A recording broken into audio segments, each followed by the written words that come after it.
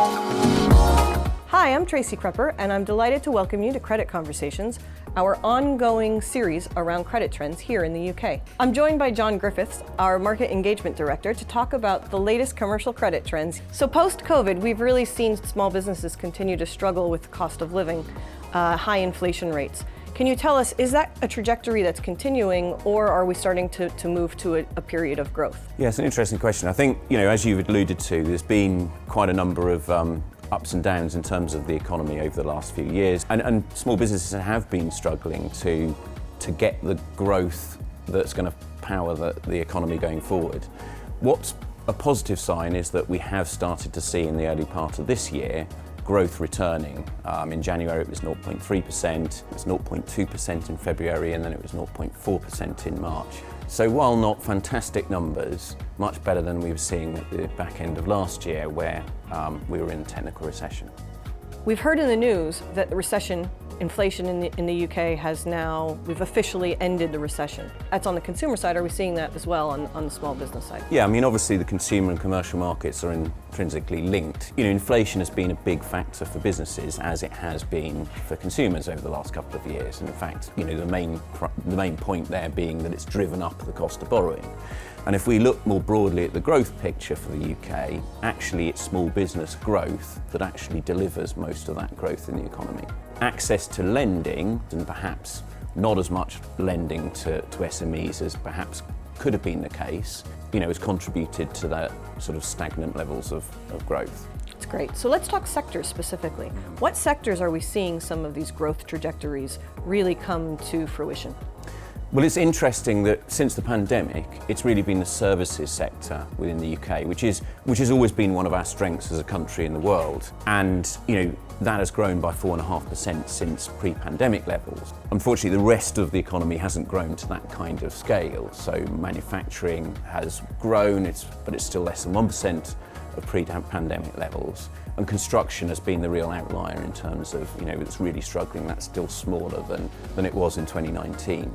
So we have a mix, and it's important to note that obviously within each of these sectors, companies that are doing well, companies that are not, but there is a real differential across the market, and that's a result of the different challenges that obviously businesses have been facing in those sectors.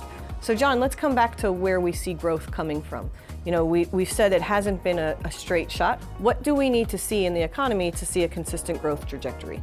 Well, I think businesses are looking for two things. They're looking for stability in the economy, and that will help some of the businesses that do have cash and pent-up investment to actually go and take the jump and make those investments, which ultimately will lead to expansion and lead to economic growth. And the other one is access to lending. We've seen demand is at all-time highs for commercial searches. We know that demand for lending is an all-time high. It's 23% higher in the first quarter this year than it was the first quarter 2023. And the supply is not necessarily plugging that gap. We have seen a small uptick in recent months in terms of traditional bank loans coming back. But that gap between demand and supply is potentially holding the economy back from further growth. So we've seen some of the traditional commercial lending has started to rebound. What are we seeing in terms of fintechs and newer areas of funding? Well, I think it's a really interesting trend that we've seen actually for the last several years now, which is that fintechs and other non-traditional lenders have been gradually eating away the market share of the traditional banks and lenders. It's always been niche compared to the traditional lenders, but actually if you look for the amount of overall lending, it's now in a majority. So although traditional lending has come back, the fintechs are still powering on ahead. Are they outperforming some of the traditional banks? I would say it's difficult. I wouldn't necessarily choose the word outperforming, and that's because they're playing in different markets. If we look at the fintech typical customer, for example, they tend to be higher risk. They tend to be than the traditional, and part of that will be, they're going after a particular niche which they've identified. They may only have one product, and it tends to be a working capital type product, which is different from some of the traditional bank loans that we're seeing. But some of these things are proving popular with SMEs because of the nature, the flexibility and the ability to call on working capital only funds when they need them. One interesting effect I think of that is that the traditional banks and lenders are starting to take note, and they too are looking for opportunities for growth, and we're starting to see that in the data in terms of an uptick in traditional business loans in that segment. So, John, what are we seeing in terms of the impact of lending on the small business market? Well, I think it's interesting because for a small while now, we've seen business creations outpacing business closures. So there's lots of people wanting to start new businesses, which is good because this is going to be the growth of tomorrow. And actually business sentiment in general is high. It indicates expansion, and we're starting to see that across all the major sector groups now as well. So, there's positive sentiment out there, and that goes with the resilience that businesses have been showing over the last period where there's been challenge in the economy. So we've talked a lot about growth and green shoot opportunities, but where do we need to focus and where do we need to be cautious? Well, I think first off on that economic point, we're not necessarily out of the woods yet. Yes, we've got through cost of living, COVID, and inflation has come down, and the cost of borrowing is starting to fall as well, and these are all good things. But as you know, as you're aware, we're all aware, there's going to be an election later in this year, potentially a change of government, change of policies, and that creates uncertainty, which again isn't a good environment for optimistic investment.